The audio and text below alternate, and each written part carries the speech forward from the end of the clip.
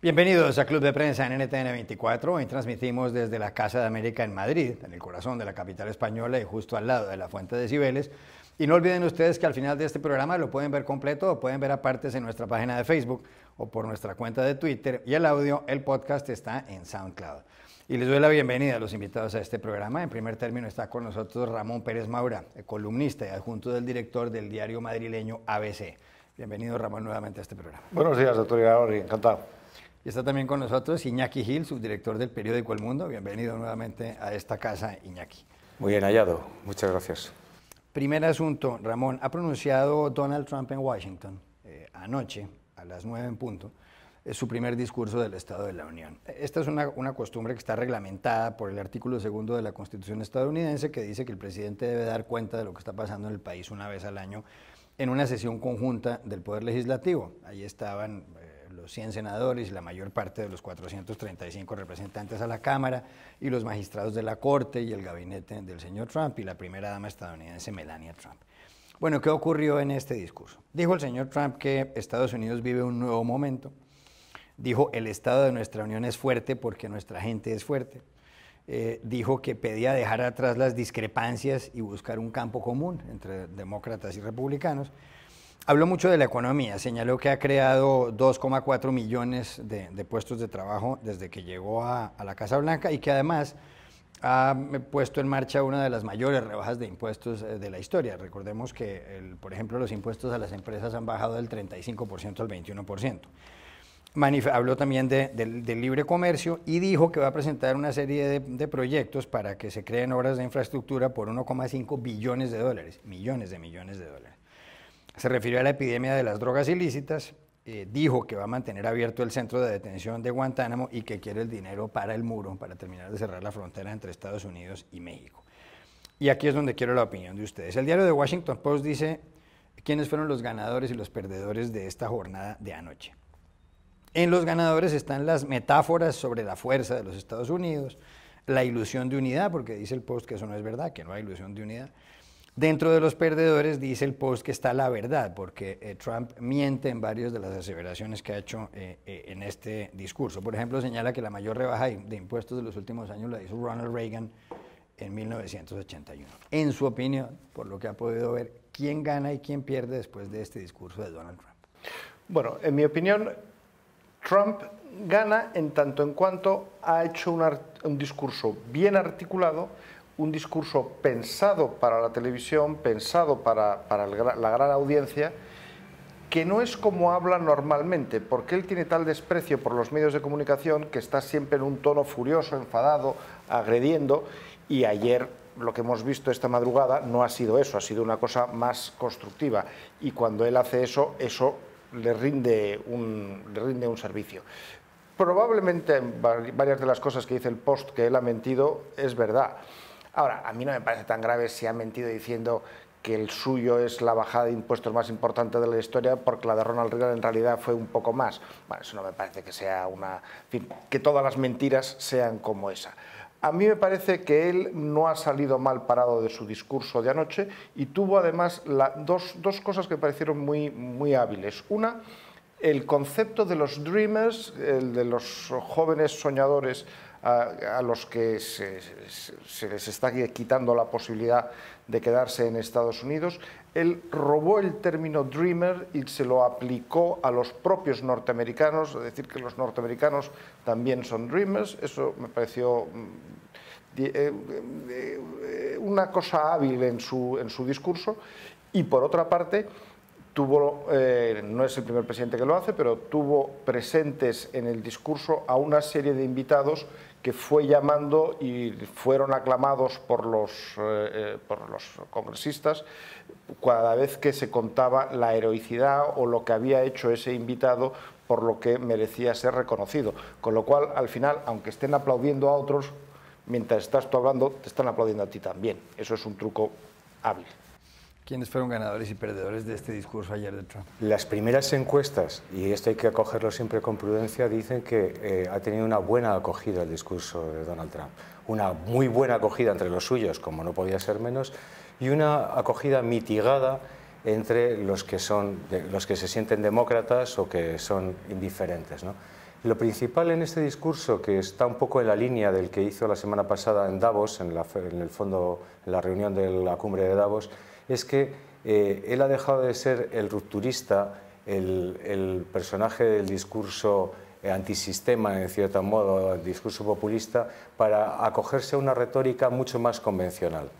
Es verdad que ha hecho suyo los logros de la economía americana, que va viento en popa, pero ¿qué político de qué derechas o izquierdas no se apunta las cosas buenas de la marcha de la economía de su país cuando van bien y no echa la culpa a otros cuando van mal, ¿no?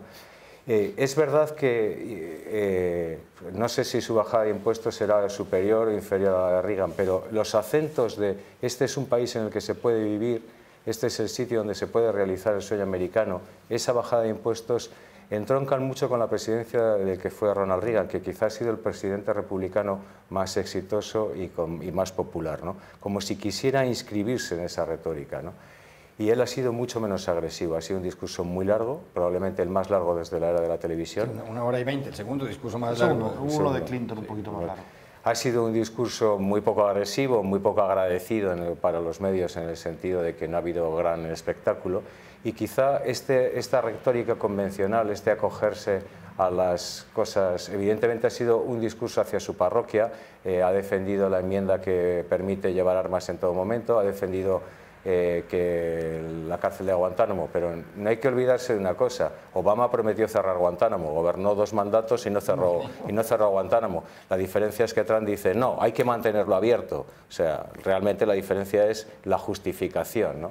Y es verdad que Barack Obama disminuyó notoriamente el número de presos que estaban allí internados en una situación alegal, cuando menos, ¿no?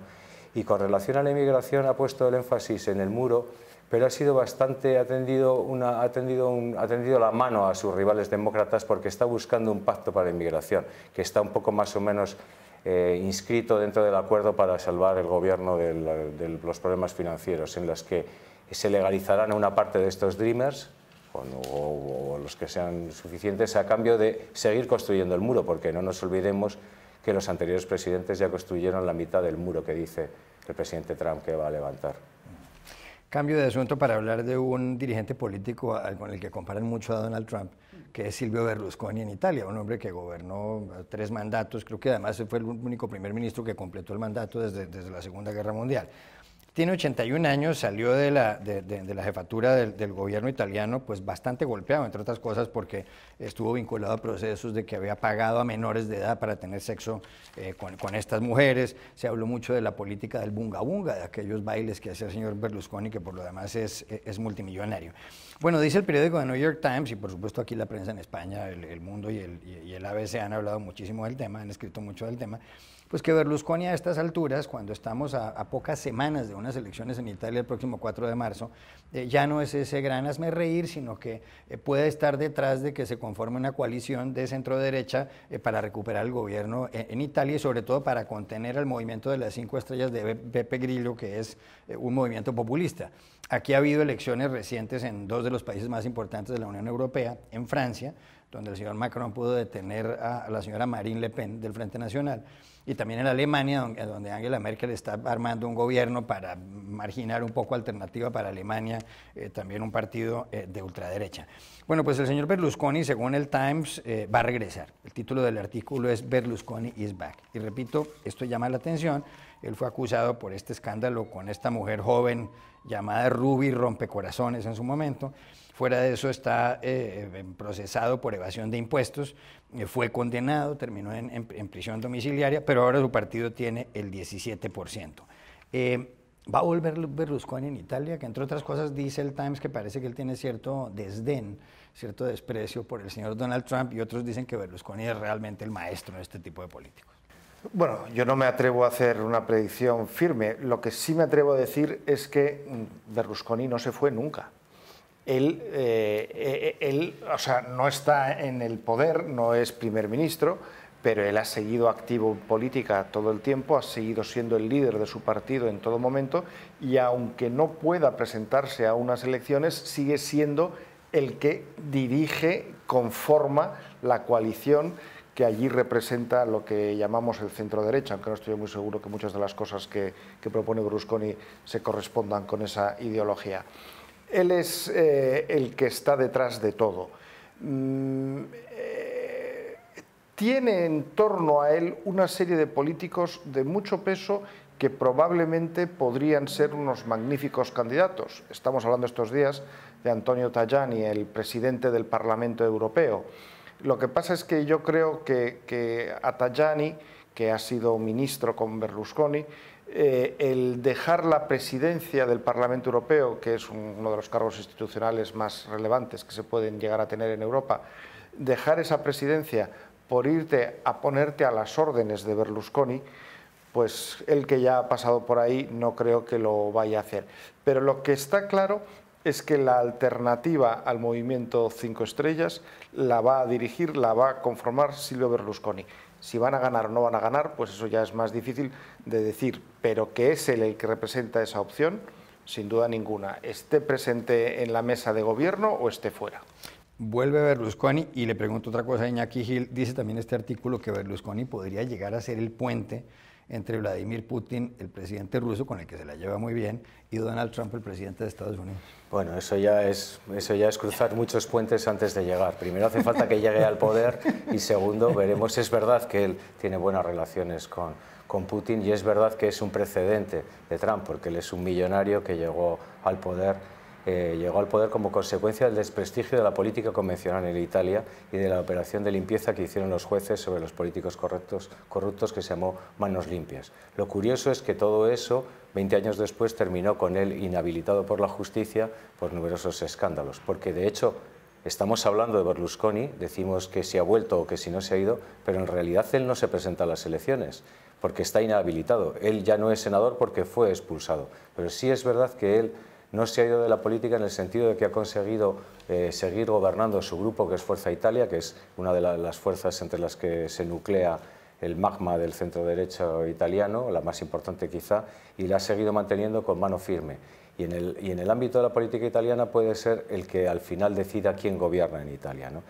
La verdad es que estas elecciones también marcan un poco el ocaso de lo que fue Berlusconi, porque Berlusconi llegó al poder en base a caminar sobre dos piernas, ¿no? Una pierna lo que sería un liberalismo a la europea, en el sentido de una política más o menos conservadora, de poca carga, de poco énfasis en la administración del Estado, y por otra parte en una especie de populismo avant la lettre, de antipolítica, de rechazo de lo convencional, ¿no? Claro, ahora ya tiene un rival en el rechazo de lo anticonvencional mucho más fuerte, que es Beppe Grillo, que no se presenta tampoco a las elecciones, tiene otro candidato más joven, y su movimiento 5 estrellas. Y está por ver qué peso tendrá Beppe Grillo y su movimiento, que es el primero en las encuestas, para ver cómo se articula ese nuevo gobierno italiano. Y por otra parte está por ver qué capacidad de reacción tienen las fuerzas de la izquierda, que se han articulado en los últimos años en torno a ser los anti-Berlusconi. Ahora que no solo tienen que ser anti-Berlusconi, sino que tienen que oponerse también al movimiento de 5 estrellas que le roe sus bases electorales. O sea que las elecciones en Italia son preocupantes porque muchas de las recetas que proponen tanto el movimiento de 5 estrellas como el centro-derecha son contrarias al espíritu hacia donde camina la Unión Europea, y ya veremos en qué termina y cómo se forma ese gobierno. Ya regresamos a Club de Prensa. Volvemos a Club de Prensa en NTN 24 desde la Casa de América en Madrid.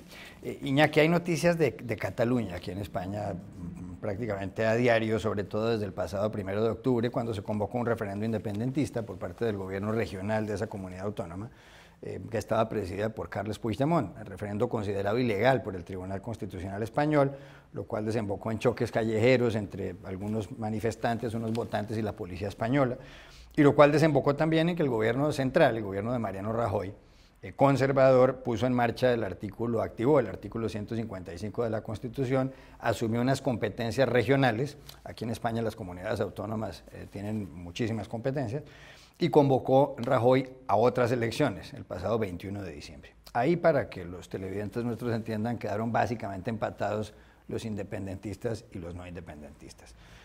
Ahora el presidente del Parlamento regional, el señor Torrent, tenía que citar ayer a una sesión para ver si se podía investir como presidente nuevamente a Carles Puigdemont.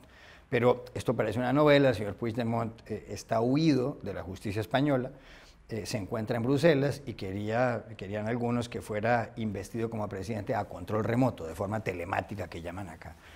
Eso para el habitante de cualquier país del mundo pues suena bastante extraño que un presidente pueda tomar posesión del cargo estando en otro país. Sin embargo, se aplazó esta sesión de investidura y esto ha generado una división dentro de los partidos independentistas. Aquí el periódico El Mundo, en donde trabaja usted, hoy titula Puigdemont en vía muerta. El diario ABC, donde trabaja Ramón Pérez Maura, titula, entre otros muchos textos, El fantasma de Puigdemont divide al independentismo. Se pregunta ya el mundo, ¿esto a dónde va a parar? Porque pues, Cataluña es una comunidad autónoma muy importante, representa casi el 20% del Producto Interno Bruto de España. Todo el mundo conoce Barcelona, es una región próspera, tiene 7,5 millones de habitantes. Bueno, ¿esta telenovela va a acabar, tiene final o esto es una serie por entregas? Hombre, acabará algún día, esperemos, ¿no? Pero hasta ahora ya casi comentamos las noticias de Cataluña con el latiguillo de las noticias deportivas, ¿no? Dice Cataluña, minuto y resultado, ¿no?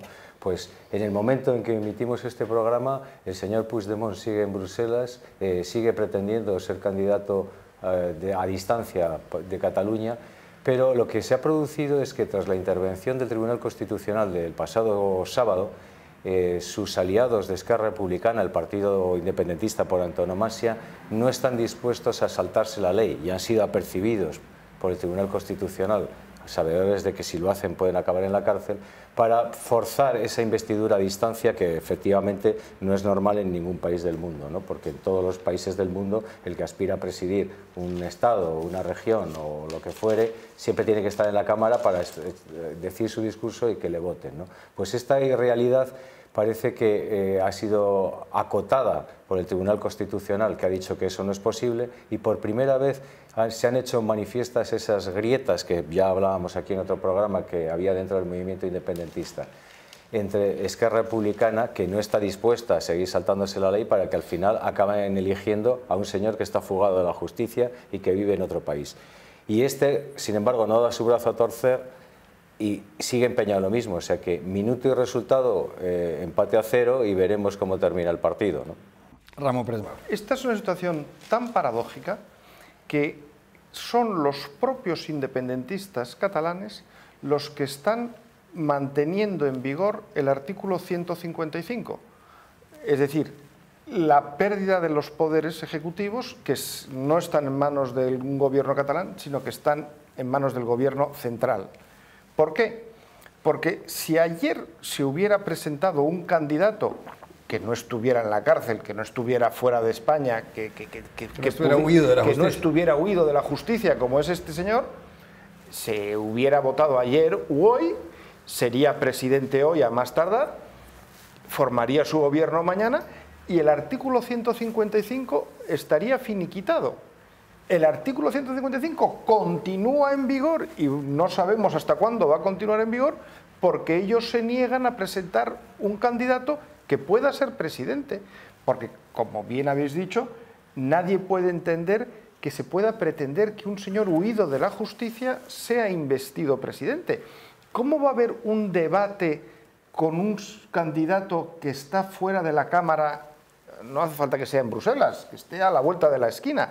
En un debate parlamentario tú tienes una réplica, el presidente de la Cámara te puede quitar la palabra en un momento dado. Todo eso, ¿cómo se hace con una pantalla de televisión? Si es que es absurdo, no tiene ningún sentido. Son ellos mismos los que están destruyendo las instituciones democráticas. La democracia tiene unas reglas que todos tienen que cumplir y son ellos los que no las están cumpliendo. Es absurdo y es la caricatura de una película de ficción que se ha pasado al electorado en Cataluña. Gran parte del electorado en Cataluña ha roto con la realidad, ¿no? Y ha comprado una retórica populista, una retórica de posverdad, en la que se cree, en la que se presenta a Cataluña como una colonia explotada por una metrópoli que sería Madrid, cuando nada de esto es verdad, ¿no? Y además es una película, una telenovela, una mala telenovela de ficción, porque ¿quién puede pensar que en el 2017, en el 2018 que ya estamos, cuando Europa trata de aunar esfuerzos para pesar algo en el concierto mundial frente a superpoderes como Estados Unidos o China, un pequeño país va a aspirar a su independencia al margen de las instituciones. Realmente es un sinsentido. Pero además de eso, recuerden siempre que no existe en el mundo ningún Estado federal en el que haya un gobierno de una región que tenga más poderes de los que tiene Cataluña. Ninguno en el mundo. Ni el Estado, libre de Baviera en Alemania, ni la República de California, que es como se llama el Estado de California en Estados Unidos, o Texas, ninguno. Cataluña tiene unas competencias que no hay ningún Estado federal en el mundo que las tenga igual. Pues eso, por lo visto, es la opresión que sufren por parte de Madrid. Bueno.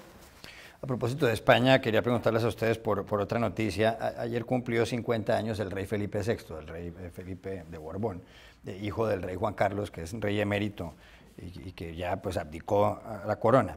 En este cumpleaños número 50 del rey Felipe, él le puso la orden del Toisón de Oro a su hija mayor, a Leonor, la princesa Leonor. Aquí está la portada de ABC. También aparece esta noticia en el diario El Mundo en portada. Bien, España es una monarquía parlamentaria. Aquí hay de todas maneras de vez en cuando un debate de si la monarquía debería seguir o no, pero en términos generales, según las encuestas, la gente aparentemente está contenta con el rey Felipe. En esta ceremonia de ayer, el rey le dijo a su hija Leonor: Leonor, te guiarás permanentemente por la Constitución, y le dijo que ella tenía que hacer suyas las preocupaciones de todos los españoles. Más o menos lo mismo lo señala el periódico El Mundo, que titula con la frase del rey: tus acciones deberán guiarse por la dignidad y por la ejemplaridad.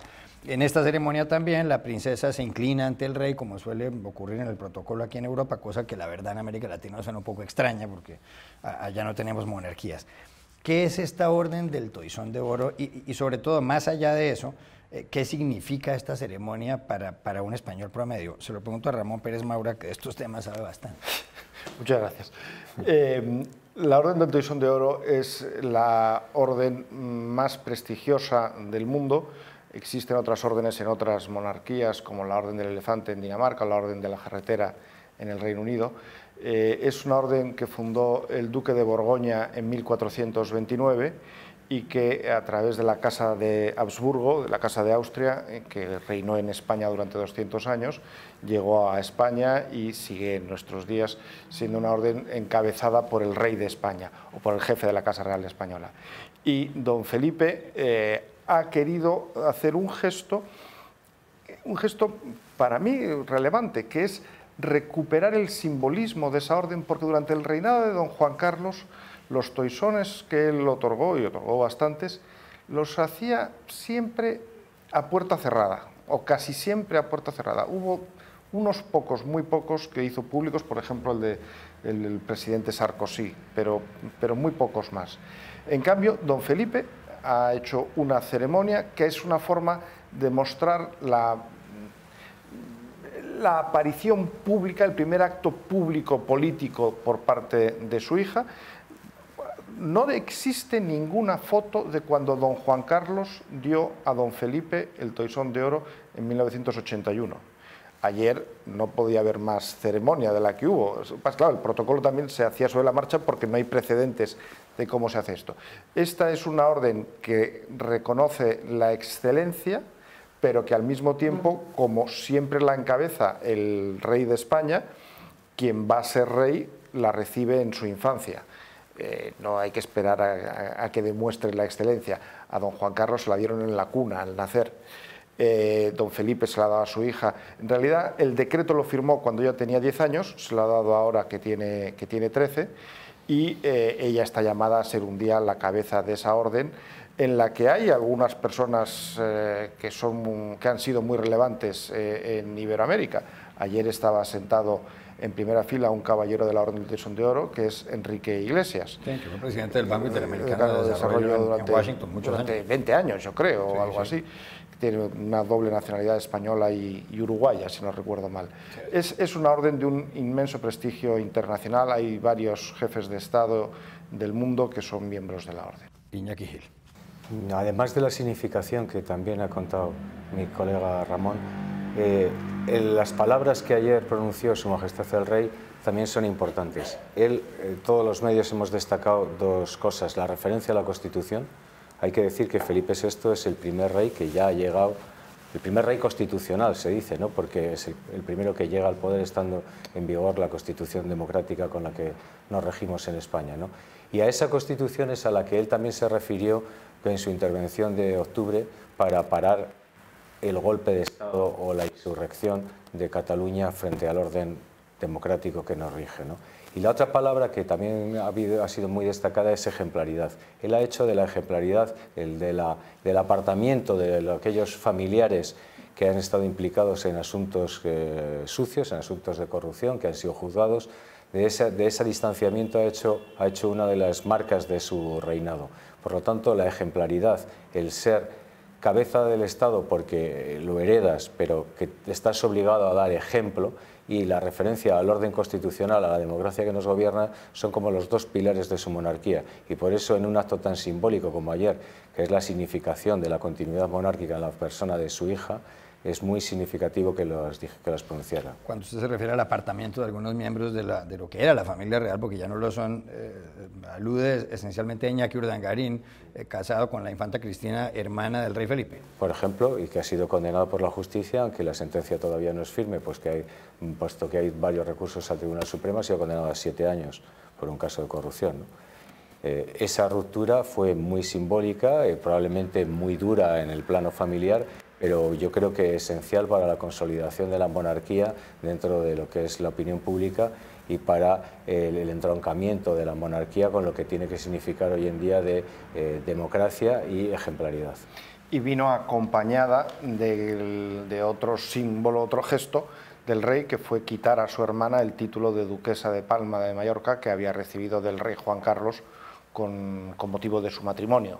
O sea que fue ese tipo de cosas dentro de una familia, aunque sean solamente simbólicas, pero es una forma de dejarte en muy mala posición ante la ciudadanía. ¿Qué es exactamente, quiénes conforman exactamente la familia real en España? Bueno, en este momento la Casa del Rey define como familia real a los reyes, Felipe y Leticia, a la princesa de Asturias, Leonor, y su hermana, la infanta Sofía, y a don Juan Carlos y a doña Sofía, los reyes, los anteriores reyes. Por lo tanto, serían 6 nada más.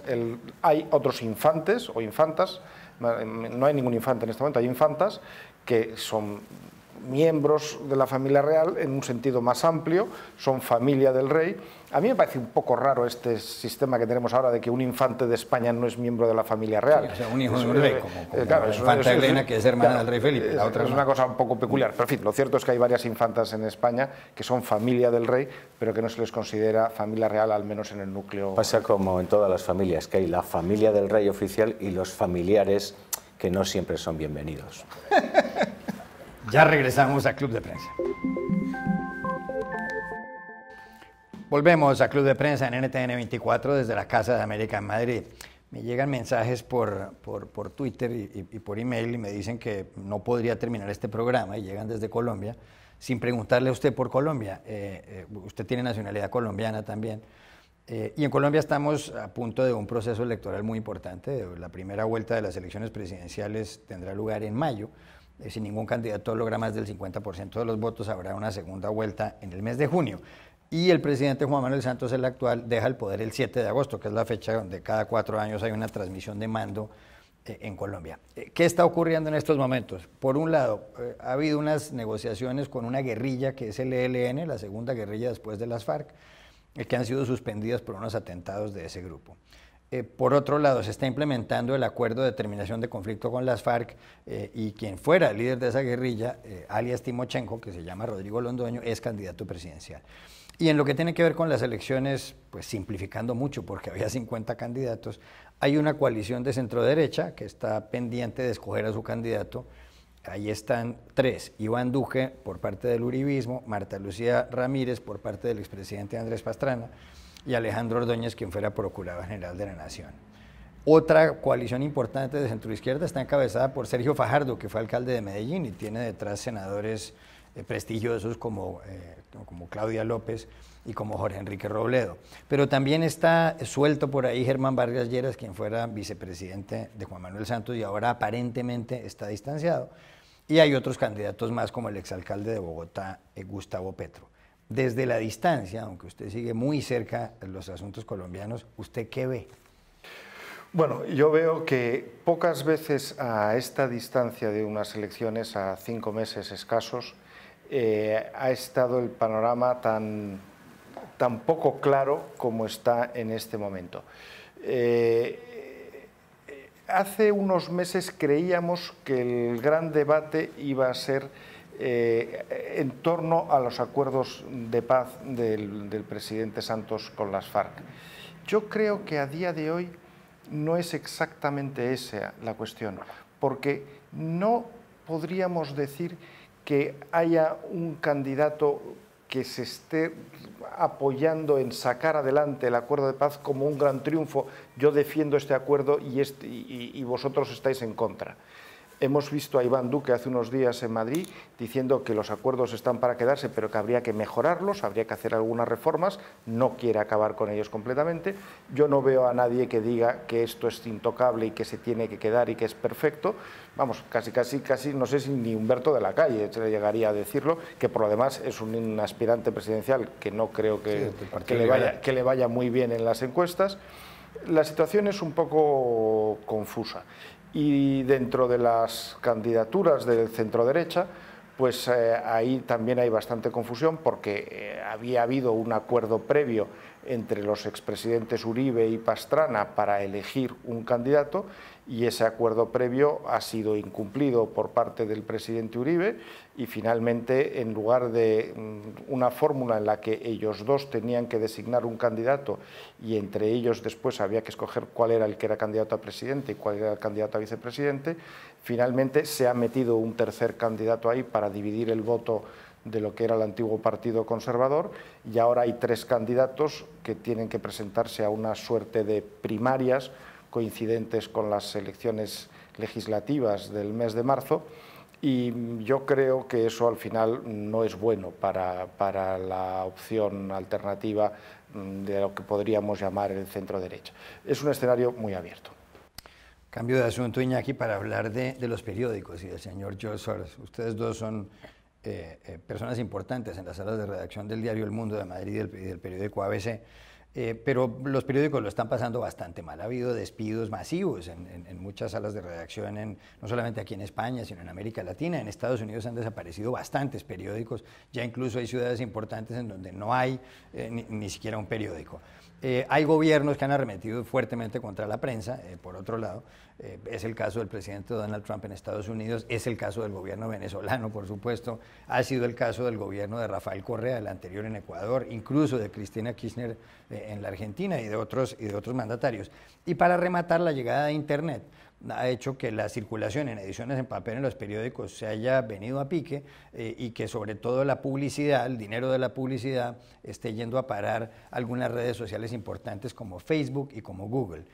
George Soros, el multimillonario húngaro, ha hablado en el foro de Davos hace muy pocos días y ha dicho Google y Facebook tienen los días contados. El señor Soros tiene además una fundación titulada Open Society donde financia proyectos de medios incipientes, pequeños y novedosos. En Colombia incluso ha financiado algunos de estos proyectos. Pero dice Soros que el problema de las redes sociales es que nadie responde por la información. En los grandes periódicos, como es el caso de los periódicos de ustedes, si un redactor mete la pata y comete un error, pues lo despiden porque hay una responsabilidad.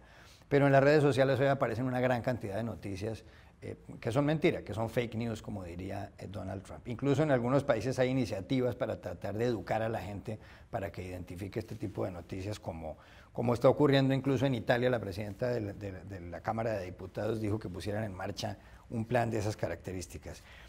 ¿Tiene razón el señor Soros? ¿Tienen Facebook y Google los días contados? Porque son compañías gigantescas y riquísimas. Yo tengo muchas dudas de que Facebook y Google tengan los días contados, porque han inventado la conversación, la tertulia a nivel universal. Es decir, lo que pasa en Google y en Facebook efectivamente no es responsabilidad de nadie porque es lo mismo que las charlas de nuestros cafés. En el café la gente leía el periódico y sabía que allí estaban las noticias contrastadas y luego opinaba en voz alta, el presidente es un ladrón.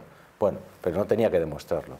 Pues esto es lo mismo, solo que ellos han conseguido hacer un gran negocio, ¿no? Es decir, Google y Facebook distribuyen y le dan una audiencia extraordinaria a las noticias de los medios de comunicación, pero sobre todo sacan un gran beneficio de esos contenidos, porque en todos los países occidentales, en España sin ir más lejos, el reparto de la tarta publicitaria de Internet es muy desfavorable para los medios, ¿no? En España, en Inglaterra, en prácticamente todos los países europeos, Google se lleva el 85% del dinero que se maneja en la inversión publicitaria en Internet, y el resto, ese 15%, las migajas, como quien dice, queda para los que fabricamos los contenidos, ¿no? El periodismo está en crisis, pero sobre todo lo que está en crisis es su modelo económico. Nunca hemos tenido la difusión que tenemos, en parte gracias a Google y a la difusión que nos da Internet, a nuestras páginas web. Nunca hemos sido más leídos, nunca la prensa española ha podido tener tantos lectores y tanta audiencia en Latinoamérica, pero a su vez lo que no hemos conseguido es encontrar un modelo de negocio que sea sostenible para explotar esa audiencia que tenemos. Tenemos más audiencia que nunca y menos negocio que nunca, y eso es lo que nos está... esa disyuntiva, ese problema sin resolver es lo que nos está llevando en todos los países civilizados a un estar en crisis. Es verdad que el Trump y otros presidentes atacan a la prensa. Esto es muy peligroso en las naciones no democráticas o donde, por ejemplo, en Venezuela, ¿no? Donde cuando un presidente ataca a un periódico, lo siguiente es que lo cierra, ¿no? En cambio, en los países democráticos, al contrario, actúa como vacuna. O sea, Trump es muy beneficioso para la prensa americana porque permite a esta ganar en credibilidad desmontando sus mentiras y además rehabilitar su necesidad ante los compradores. Así que veremos si somos capaces de resolver ese enigma en el que por un lado el periodismo tiene la mayor difusión que ha tenido en su historia y por otra parte tiene el peor negocio que ha tenido nunca en muchos años. Ramón Pérez Maura. Yo no suelo estar de acuerdo con George Soros casi nunca.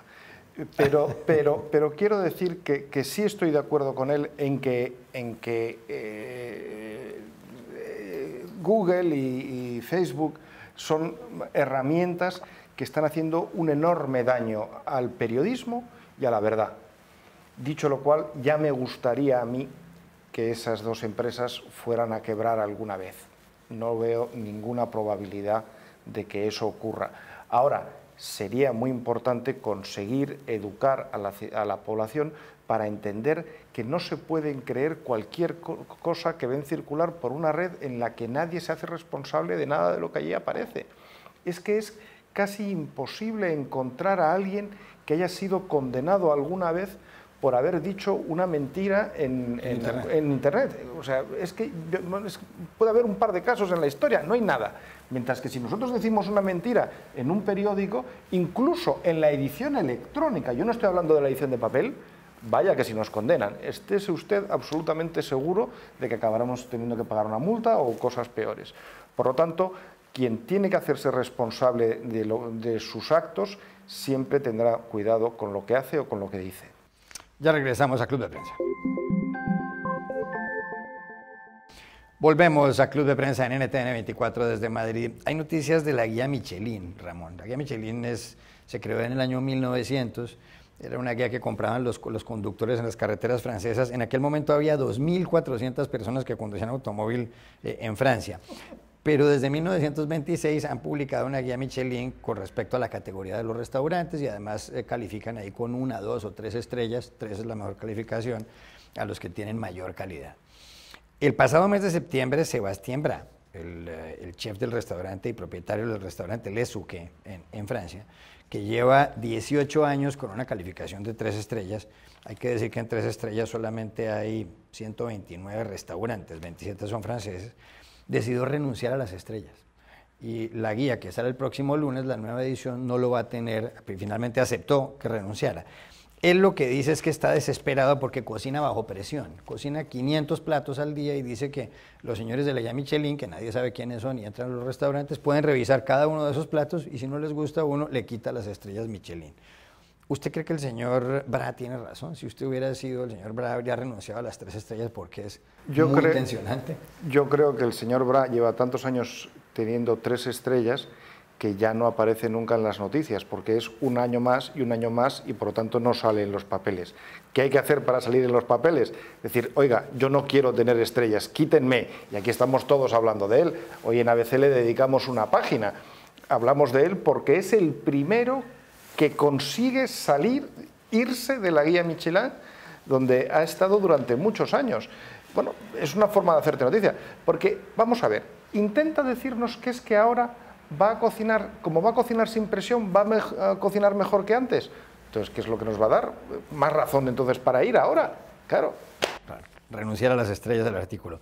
Y en El Mundo hay otro artículo de una cocinera. Sí, también de una cocinera, de María Marta, una cocinera de Santo Domingo, que también ha renunciado y también tenía 2 estrellas, pero ha renunciado por una causa que yo creo que es mucho más altruista. Sí.